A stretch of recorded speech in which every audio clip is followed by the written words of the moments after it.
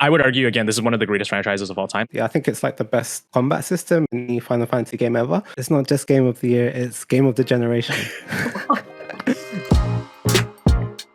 Welcome to the 20M podcast, the show about video games and the people behind them. Today, I'm your host, Rino. I'm joined by our other host, I guess. Hello, Arief. Hey, how are you, Rino? What a lovely Sunday here. I'm just really tired because I've been playing Final Fantasy VII Rebirth like nonstop. Like literally yesterday, I was like falling asleep whilst I was like. Just stole my opening, dude. Just stole my opening. Come on, leave the people in suspense. It's a lovely Sunday in Malaysia and in Japan, and today we're joined by our very special guest. We have Genki. What's up, Genki? Thanks, guys. I'm very happy to join you guys today. Thanks for having me. Thank you for joining us. And as Arief said, we're going to be talking about the new Final Fantasy VII Rebirth game, which just came out a couple of days ago. And of course, we got to be talking to the expert himself, Genki, who is a big Final Fantasy fan, but particularly, I think, this franchise. Is that correct? Yeah, especially, the remake series, especially, I'm a big fan of. And that's kind of what inspired me to like my social media presence, that game. So, it has a big place in my heart. Game. Awesome. And like just quickly talking on that points for the folks who are watching or listening who might not know exactly who you are, do you mind giving a quick intro to yourself and a bit about your social presence? Yeah, sure. I'm Genki. Thanks for having me again. And I'm mainly on the Twitter. I'm just tweeting about like Japanese gaming news and especially like Square Enix games and Final Fantasy VII as well. You can find me on Twitter at Genki_JPN. So that's where I'm mostly active, and also have a YouTube channel which is Genki Gamer, and on that I do like video tours of like Japanese gaming stores or different like gaming events in Japan. So if you just want like to see what it's like going around Japanese gaming stores, then definitely check that out as well. But yeah, thanks for having me on the show today. Yeah, no, that's awesome. And I think like not even just for folks outside of Japan. You know, for example, folks like Arief who aren't living in Japan but want to see what the craze is like around like games like Rebirth coming out. But even for me, like I don't actually go out that much. I'm like always at home. But when I see you post like, oh, Yodobashi has like this amazing display, or like, oh, in Shibuya like Sephiroth is on fire, it's like really, really cool. And I feel like your content like really captures like how vibrant like gaming can be in Japan. Like it's really like out there, like really mainstream in that sense. It's very cool. Yeah, and I think for me as well, Genki, and like obviously we want to talk about Final Fantasy VII Rebirth and get into this whole discussion. But I mean, if y'all aren't following Genki on Twitter, because like Genki, this is the first time we're chatting, but let me tell you, like I love the positive content that you're putting out in the space, where like it's all about Square. It's all about these like video, niche parts of the Square ecosystem, if you will, for the most part, especially Final Fantasy. But I also just love the positivity that you bring, right? The excitement that you bring, because that to me is the magic of games that Square puts out as well. It's about like happiness, about friendship, it's about like excitement. And I just love having like my Twitter feed being bombarded by just that passion. So if y'all aren't following Genki, please, dear Lord, like go follow this person on the good old Twitter. Awesome. All right. Well, before we dive right into Rebirth and like the whole mega celebration that is like this new game, I do want to talk a bit about our own specific experiences, because obviously like 7 is its own franchise at this point. It is part of the Final Fantasy series, but it's spin off into its own thing. It's got multiple different games, even that gacha game, which I know a lot of my friends can't stop playing. But let's talk a bit about how we first came into contact with Final Fantasy VII, and I'll go first since I'm still talking. 7 was the game I played after 8, really enough, and for me at the time, I was really taken aback by the graphical downstep. Is this a hot take? But like going from 8 to 7, it was like it's a big step down in terms of graphics. But despite that, I was still really captivated by the story, and of course the twist. Halfway through when you realize like Cloud's backstory. I don't know if we can do, I mean, it's a 20-30-year-old game. I don't think spoilers are a thing anymore, but like that twist that twist halfway through where it's like, who Cloud really is and all of that kind of stuff, like that as a story, I think it really impacted me and is something that stayed with me this whole time. And obviously when Rebirth came out, like it just kind of made sense. I'm like, all right, of course you would try and like bring this game to the modern era, and to also bring new fans in, and or bring back that sense of nostalgia. So I do like it a lot, despite always talking about Final Fantasy VIII myself. But what are your experiences? Like, Genki, do you want to kind of kick us off as well? Like, what was 7 like for you at the beginning? Yeah, like you, 8 was also my first Final Fantasy game. But I didn't actually have a PS1 at the time, so like I had Final Fantasy 8 on PC, and yeah, I got to 7 like maybe during the PS2 era, so a lot later on, and yeah, it's been like a really iconic game. And when remake came out as well, like my hype for like the Final Fantasy series, that's like really went up another level. And yeah, then that's when I started like tweeting about like video games online, like just my hype over the remake games and getting the PS5 and waiting for like the Yuffie DLC. And yeah, so that those games have been like really special, and yeah, especially like the classic one, just yeah, just experiencing stories, those characters, like again, it's like really special. But yeah, yeah, I'm a big fan of the Final Fantasy VII, and since then it's probably my favorite Final Fantasy. Wow. Since then. Mine's like a little bit different because I think I've shared this on the podcast before, but I got exposed to 7 because of one of my favorite games of all time, Kingdom Hearts, right? Where it's like, I know of these characters, but I've only really interacted with Cloud and Sephiroth and Tifa and Yuffie, all in Kingdom Hearts. In Kingdom Hearts? Are you kidding me? Get out of this podcast. Are you flipping kidding me? Was it in Kingdom Hearts? She was in Kingdom Hearts 1 or 2. She was definitely in 2. She was definitely in 2. No, I just remember. I only remember Sephiroth. We're moving on. Tifa, Advent Children, Tifa is in Kingdom Hearts 2. But yeah, so like my exposure to 7, I'm very transparent with this. Like I love Square, I love Kingdom Hearts, but I think it seems like I didn't grow up with 7 either, so I don't have much nostalgia for the series, but I know the characters because all my friends around me love 7 and play the original. But I think I only really got exposed, again, via Kingdom Hearts, so very low touch. Never watched, only recently watched Advent Children, and I only recently played the original like 4 years ago. I think right before remake came out. Like I made sure to play the original on the Switch. So I'm fairly new to the ecosystem. So all the twists and all the extended content, I'm fairly newly exposed to. But oh my God, when I tell you that even though I don't have nostalgia playing for the game because this property has been around me for so long or surrounded me for so long, remake and rebirth have just been tugging at so many emotional strings that I can't wait to jump into this conversation. Like it's obscene and it's ridiculous, and I would argue again this is one of the greatest franchises of all time, like specifically 7, just because of the breadth of characters, moments, content that fit into this larger picture that is Final Fantasy 7. Yeah, I mean, I think you can't be someone who plays video games without knowing who Sephiroth and Cloud are, right? Like they're so embedded in sort of the zeitgeist of video games. I do want to. Can we roast one of our friends? Sure, let's go for it. we have Genki, we have a group chat with a bunch of other friends who play games, and one of them went on this tangent. Like obviously he's super hyped for Rebirth, like all of us. So I get it. But I think this is Jun, I'm calling you out. His message was something like, I'm so happy to be born in this era. Like Final Fantasy VII is akin to the greatness of humankind, such as Greek mythology. Like, oh my gosh. Oh man, gamers are crazy. Yeah. It's like 1,000 years from now, like advanced civilization will like dig through our remnants and find Final Fantasy VII and be like, oh man, this is like this was like the mythology of the modern century. I mean, I love it because like people go feral for this kind of stuff, but I think it's like, I mean, not to say that June is right, but there is something genuinely magical about the breadth of 7. So I like kind of see what he's saying, but I don't know, man. Like that's a little bit much. A copium, man. But all right, let's dive into the actual game itself. So Genki, you've played. I don't know if you finished or not, and but you've played some of Rebirth. Like, what are your first impressions on it so far?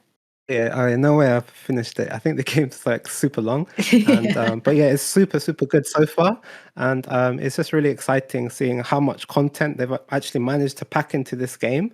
It's like kind of unbelievable, like how much stuff is in it. Like all the mini games, all like the open area parts, they're like super massive, and all the like side quests, and it's really impressive. And also the combat, it's the same as Remake, but they've just added so many different layers on top of it, and so like it's like super impressive, and I'm having a lot of fun with it, just taking in the whole atmosphere and the different environments, and the character acting as well has been really improved. So yeah, I'm just like overwhelmed with like how good it is. Arief, how are you finding it so far? Yeah, I think you kind of epitomized that really aptly, where maybe the offset is like, and Reno, let me know if this is where you want to take the conversation as well, right? But no spoilers on story for the most part, and if there are light spoilers, we can kind of just like wave our hands and be like super light spoilers for the game. And then the second thing is that I don't think there's much use introing this game. If you clicked on this video, I'm pretty sure you know that it's the second part of Final Fantasy VII Remake out of the 3 parts. But I think that context is like, I guess, a little bit important, because Genki, the only thing that I would add is that it's an elevation of everything that is in Remake. If you thought Remake was great, this takes the base of that and puts it into surprising different directions as well, yet elevating everything. So for me, gameplay. Gameplay is super awesome because you get synergy attacks now. You have an evolved battle system that is very similar to the first one that was already really great. But then even things like cutscenes, where you can tell the cinematics are also elevated slightly, or even they have more mini cinematics as well. Music, like the fact that there's 60 different arrangements of one Final Fantasy VII song that you hear throughout the world in different contexts or whatever have you. Like, is it a spoiler to ask which song? It's the battle song. No, I mean, sure. Actually, the battle song I've only heard like twice. Theme, right? Yeah, the main theme. And then also they put some themes that you wouldn't associate to some parts of the game. Wow, this is like, it's so hard not to spoil. You know what I mean? Like, but they're very creative in the music decisions. Yeah. But yeah, my overview thing is that like it's a phenomenal game so far. I'm about just under 15 hours in, I believe, and I'm blown away of how much they've stepped it up. But I'm excited to kind of get into the weeds of like what we really like and what we potentially might be misses so far, but for the most part, I can't believe they've elevated Remake. I do have a question for both of you. So, not like to kind of compare it to, I guess, a more recent Final Fantasy game. One of the larger complaints about 16 was that it's very cinematic to the point where you're not playing much of it because it's just cutscene after cutscene and things like that. Like, does Rebirth have a similar problem, or is it quite a dynamic game? What do you think, Genki? Yeah, I think it's much more dynamic because, yeah, like you said, in 16, like the opening, like 2 hours or something, like half of that is cutscenes or something, like 1 hour of cutscenes. But in Rebirth, it's a good balance. Like there are cutscenes, but they don't go on for that long, like as compared to 16. So there's a lot more chances for like gameplay and exploring as well. Like you go through the main story and then you get to like the main cutscene parts, but they don't go on for that long, and they're quite a lot more like dynamic and varied. It's not like just like still shots of character dialogue in one place. And there's a lot more like as I said, like the cinematics have been improved a lot compared to Remake. So there's a lot more like there's a lot more humor in the cutscenes, and there's a lot cinematic shots as well, and exciting shots. So yeah, I think compared to 16, there isn't as like long as a scene as with Rebirth. So I think the balance is a lot better, I'd say. Genki, I want to jump off of what you said there because, like, Reno, you know how wacky Final Fantasy VII is. You know this franchise. You know, like, how weird and wacky and funny it gets. I think my major thing is that I love 16. Don't get me wrong. I love 16. I feel like I'm hotter on 16 than most of people in my friend group. But Final Fantasy VII Rebirth brings the wackiness of Final Fantasy back. Like, it is back on the menu. It is served on a silver platter where, like, you're right, Genki, like the zoom ins to character reactions or the like small little like dialogue that the characters interchange with each other. They're so fun. They're so funny. And it's right at the get-go. Like obviously the game starts very seriously, and there are like serious moments and emotional moments in the first couple minutes, if you will. But after you get to the open world-ish segment, it's funny, it's hilarious, it's wacky, it's weird. And I'm so glad they brought back that part of Final Fantasy, because I'm just maybe afraid that like newer generations of people that have played more recent Final Fantasies don't know that Final Fantasy is wacky. Like that's the point of Final Fantasy, right? It's just absurd sometimes, and that's the fun of it. I do feel like gaming, I mean, again, to pull a more recent example, something like the Like a Dragon series, like it's a game that really doesn't take itself too seriously, and it's so meme filled, but at the same time, it doesn't take away from like the story. And from what I'm seeing with like all the Rebirth like spoilers or like promotions, having characters in bikinis and things like that, it feels it's also the same thing, and where the core of the story is still very meaningful and important, but somehow they've managed to incorporate like meme culture, like modern meme culture into the game, and that is kind of like driving like all the content being viral as well. Yeah, and like I think Najmi, who we had on the show a couple of weeks ago, the Kampong Nerd, like he tweeted out like this is such a fan servicey game, but in a great way. Where it's like I think they totally know what they're doing, but it's so much for the fans, but it doesn't feel like it's faltered in any way, shape, or form.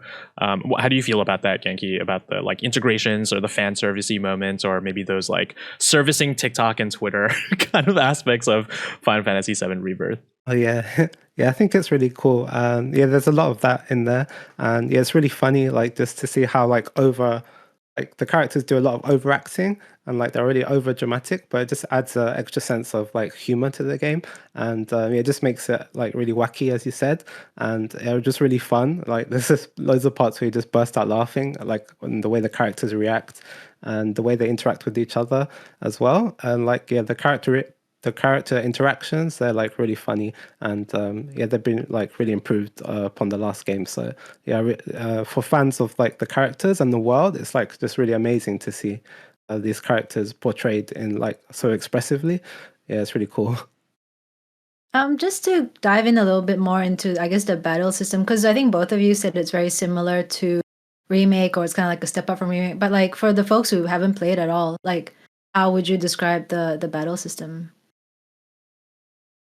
Great. It's just good. It's a good balance. Okay, so like I think I've said this again on previous episodes of the podcast. I think maybe when we were talking about 16, but I have a larger version of this that I'm going to get to. But I think in short is that it's similar. It's closer to Final Fantasy 15, where it's active. It's a little bit more like Kingdom Hearts. It's a little bit more like you can actively choose the moves that you're doing, and you're pressing square to fight, and each square move is corresponding to real-time battle. But it has this system where when you press X, you can actually choose, the menu pops up and it slows down the entire battle that you're going through, and you can choose spells or abilities or synergy attacks or summons, and those all fill with an ATB gauge. So all of it is very reminiscent of previous Final Fantasies, but the way that they describe it, I think, is like you can choose your more real time, and then you can also choose your more turn-based side stuff, and it's a beautiful in between there. Actually, Genki, does that cover it? Would you describe the battle system in any other way? No, I think you covered it really well. Yeah, it's like a really good mix between action, like in Final Fantasy 16, and like turn-based, because like yeah, you can slow down time and then choose things more deliberately, like a turn-based game, or you can just like press square and do like the quick shortcuts and then make it like an action game. So yeah, it's like an amazing balance between the two, and yeah, I think it's like the best combat system in any Final Fantasy game ever. So yeah, I really love the combat system. That's a take. That's a take right there. Yeah. Well, I mean, just to further that point, like on the positive side of things, like I think the synergy attacks were what was marketed super early on for Rebirth. So if y'all haven't seen it, probably we'll put B-roll on this, right? But you can have two characters that essentially do a combo. So when you activate the synergy attack, they'll play a short cinematic, or one of those like just again cinematic-esque pre-move battle moments that look gorgeous and they look amazing and they're so fun. But you can have multiple of those per character stack. So because you only have 3 members per party, you can choose what characters would be in that party in that battle at a certain time. So sometimes you would have a synergy attack with Cloud and Aerith, right? And they go to, and they like Aerith uses her magic to buff up Cloud's Buster Sword to hit an amazing like long range magic attack all through this beautiful cinematic moment. But then sometimes you might even have Red 13 and Cloud, right? And they would do something else, or Tifa and Red 13, or Barret and Aerith. And like all these synergy attacks to me add to that, again, wackiness of Final Fantasy. But as a gamer, it's kind of like when you want a combo, it just reminds me of like Chrono Trigger back in the day as well, where like you find out these moves that only these two characters can do, and you do it because you either love how much damage it does, the effects it gives, or just how cool those animations are. So I love that addition to Final Fantasy VII Rebirth. That's probably my favorite aspect of the battle system. But I think that's a pretty old news. Like most people have seen those cinematics. Most people have like seen that. Like obviously that's one of the reasons to get into this game. I mean, when you talk about like cinematic sequences in battles, it just makes me think of Final Fantasy X2, where the girls like change costumes like that. Like I don't know if both of you played it, but like I really like, I think that was like 75% of my gaming in that game, and that's why it took me so long to finish it, because I think you can turn it off, because otherwise like every time you switch from like mage to gun mage or mage to healer, they just go through this like almost like fashion mod, like Sailor Moon magical girl transformation, and I think, and that just like was so amazing for me to see, like having these like micro cinematic moments during the battle just keeps it really interesting, right? Well, actually, just on that note, I'd love to bring this up because I wanted to make this a point on this episode where, to me, Final Fantasy VII Rebirth is a medley of all the Final Fantasy games that came before it, right? And I need to bring up one of my favorite Final Fantasy games of all time, Final Fantasy XIII. And Hamaguchi-san said that, you know, he's took a lot of his work on 13, 13.2, and Lightning Returns to bring the Rebirth. And obviously I'm wearing the Final Fantasy XIII Uniqlo t-shirt because I love that Final Fantasy game. But they brought the stagger system, like that kind of like active / like turn-based battle system. Like my favorite quote that I say is like, Final Fantasy 13 walked so that remake could run, but that's the same for Rebirth. So like the stagger system was brought from Final Fantasy 13. And then for me, just talking about other Final Fantasies, the more real-time RPG aspect and open world comes from Final Fantasy 15. And to me, that's like, oh, you can clearly see how they're bringing a lot of the inspiration from 15. You go down the list. I'm going to do a non-Final Fantasy one, the transmuter system, which is this system in the menu where you can combine 2 items to make a third item. So it's like you get this material, you make a high potion, right? You get this material, you get a bulletproof vest. That's the Moogle, the synergy, what's called the synthesis system in Kingdom Hearts, you know? And so there's so many of these little mechanics that are from previous Square games that I think that they brought over to Rebirth that truly make it like a celebration of the history of Final Fantasy. But I mean, the question, you brought up 10-2, right? Like what other, Genki, did you have any other feelings towards how they've kind of referenced or brought together previous Final Fantasy games? Like, did you feel that at all, or am I crazy? Where I'm like, this is Kingdom Hearts, this is Final Fantasy, you know what I mean? This is 14, this is 14 right here. Oh no, yeah, definitely. As you said, they've brought together different elements from all the past Final Fantasy games. So like with 10, they have like the sphere grid thing. It's like more like with the folio system, it's kind of like a direct reference to like the sphere grid. They kind of had that a bit in remake, but it's like more direct comparison this time. And with 10-2, I'd say like with the costumes, they've really like emphasizing costumes, and also like if you complete the game, you can like make your own team with just the girls as well to replay different parts of the game. So you can kind of make it like a kind of X2 experience. If you want to. You can like customize it. But yeah, those are the ones I noticed. This has nothing at all to do with like system references, but I just want to talk about was it like 2 screenshots that came about that heavily referenced that 8 might be on the cards. So I think it was that scene or that sequence where Cloud is on the piano, and then on the wall, oh yeah, has a silhouette of Zell doing the dolphin. What's it called? It's like the dolphin punch or something. I'm getting the name wrong. And it's just like a poster, and that's literally Zell in Final Fantasy VIII doing one of his like limit break attacks. When I saw that, I just like lost my mind. Like I was just like inconsolable, just like messaging all my friends, like, what does this mean? And everyone's like, it means nothing. Just calm down. But like, come on. That like one specific friend of mine was like, oh, like, you know, they'll just finish like the 7 remake like trilogy, and then they'll start on 8. And I'm like, I'm gonna be like 100 years old when that finally gets done. Like, come on, hurry up. like maybe 2 things or 3 things on that, right? Just is like, I know they've referenced Final Fantasy VI a lot. A lot of people have been wanting Final Fantasy VI, but like a lot of the Square Enix team has been like, guys, it's gonna take flipping forever to do Final Fantasy VI. I don't know if we'll do Final Fantasy VI. Like that's a massive game to do remake, but 8's an interesting one. I think like we'll fuel the speculation on that. But I think another aspect, and Genki, I don't know if you've got to this part yet, and I don't want to spoil it for the rest of the people, but there are summons that play an interesting role in Rebirth that reminds me a lot of like previous Final Fantasy games as well, that I don't think those summons played that significant of a role in the original 7, right? And so again, it's taking the formula of Final Fantasy and the best parts of it and then integrating it, pun intended, I guess, into like this era, which I guess like to your point, you know, it's not just the references, it's like they're taking straight up parts of different Final Fantasy games and just injecting it. So then to me, that's like, it's good enough. I know I'm not a stickler for Final Fantasy VIII, but you know, there may be parts of that they're bringing to Rebirth. But then the last thing is like, and this one, I'm going to do super, super light spoilers. I'm going to talk about the first 10 minutes of the game and one specific part, and I hope y'all don't mind. The first 10 minutes of Final Fantasy VII Rebirth, please don't kill me. Like just a really, really quick light spoiler thing. You have to give a note, like the spoiler coming up. Yeah, super big spoiler. Like literally, yeah, please, like I will stop waving my hands after the spoiler is over. Yeah. But there was a moment where, so you start Final Fantasy VII Rebirth, and the first person that you actually play in the game, like the first character that you control is Zack, and you move around as Zack in the game. And let me tell y'all, as like a Square person, right? A Square lover, like I mentioned, I yelled to myself. I was like, this is Kingdom Hearts 2.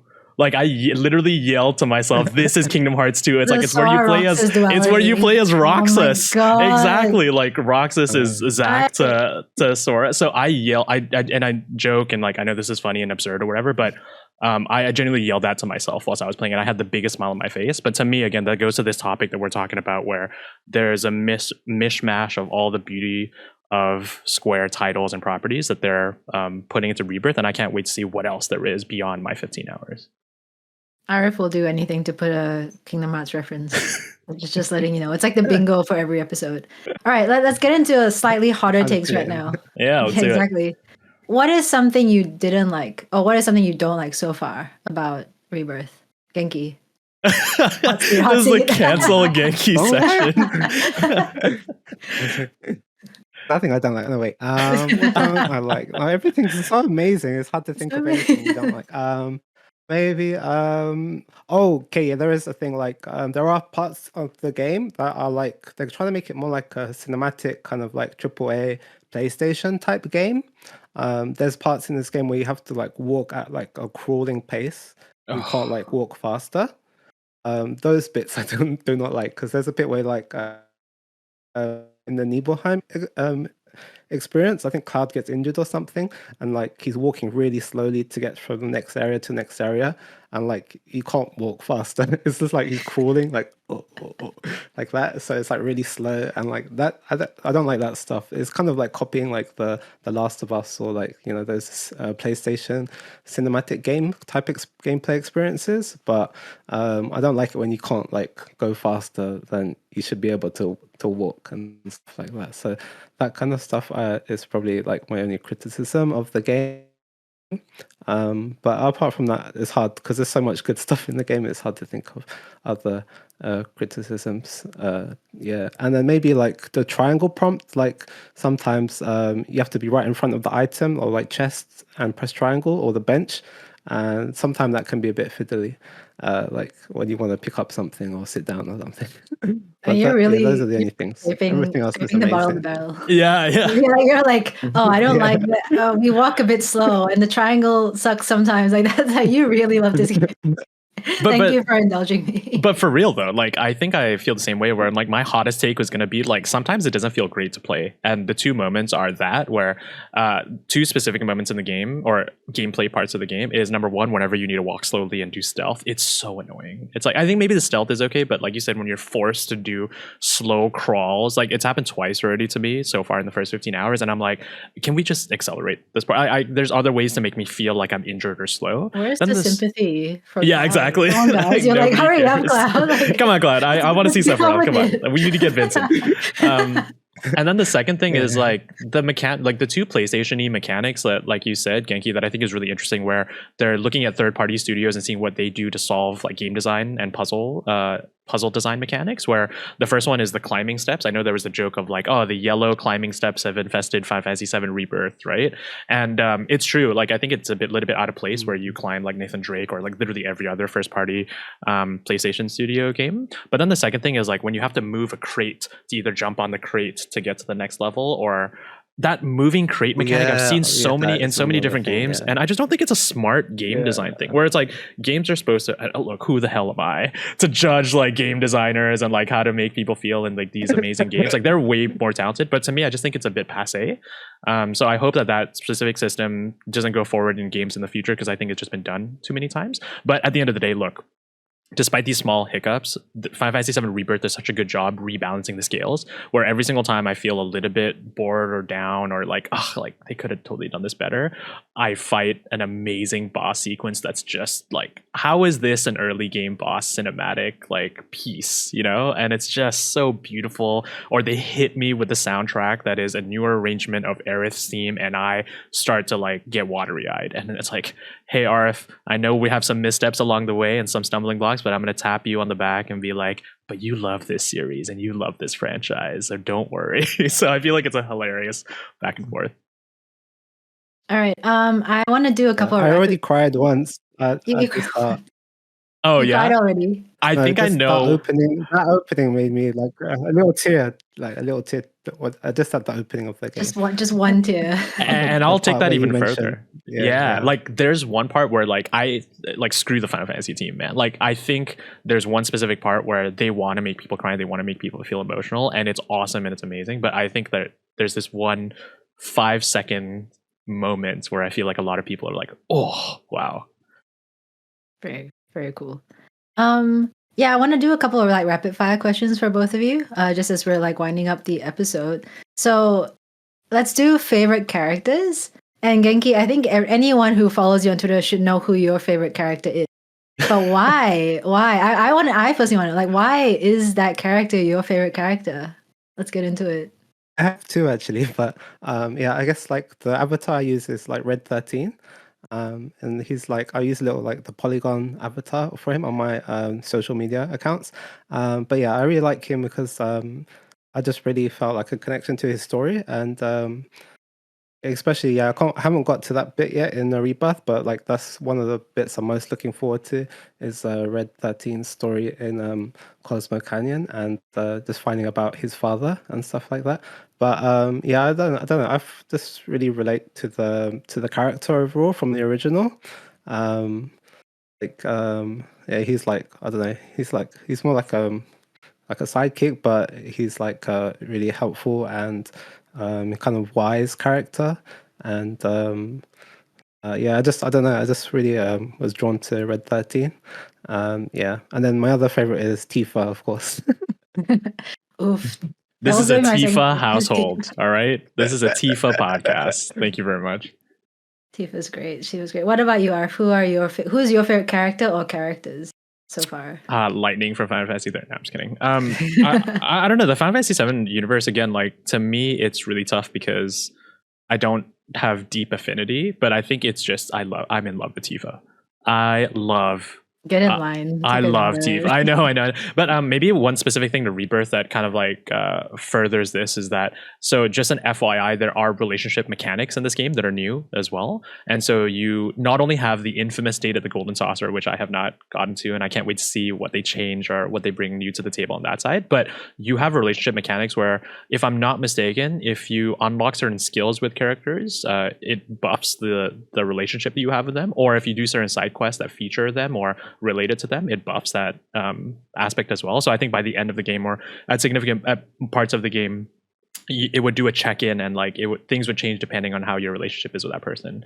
So I did quite a couple with Arief and with Tifa, but maybe just to talk about Tifa for a bit, where there's a specific moment where the beauty of Rebirth allows for I guess, more in-depth storytelling, which you couldn't get in the original, where you can kind of tell people's emotions or have moments of dialogue or like cutscenes that can accentuate the experience. So, for example, just the specific one is Tifa is a bartender at 7th Heaven, right?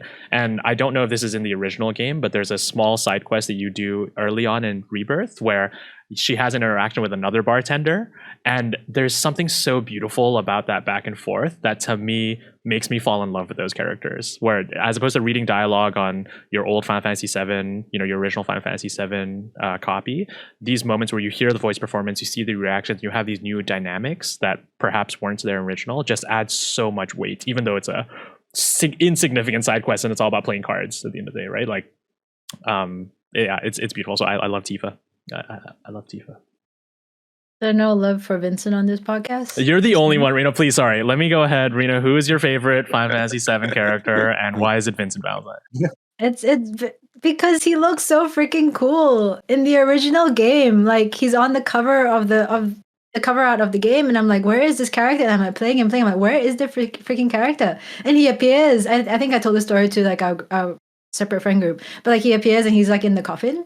And like you go into the coffin and it opens up, and then you walk away and it closes. And I'm like, no, you're coming with me. And it keeps opening and closing. And I talk to him like 10,000 times, same dialogue. And I'm like, I'm not leaving this room until you come with me, because in RPGs, if you snooze, you lose, right? I was like, this is not going to be that moment where I don't get the character to come with me, and I just like hang around in that room like, what do I do? Come on. And then eventually he joins you anyway. But I just felt so pressured at that time to like not leave the room until he actually said like, oh, I'm joining your party. Like, I don't know what he said. He must have just been like, oh, I'm dying or something. And I'd be like, no, you're coming with me.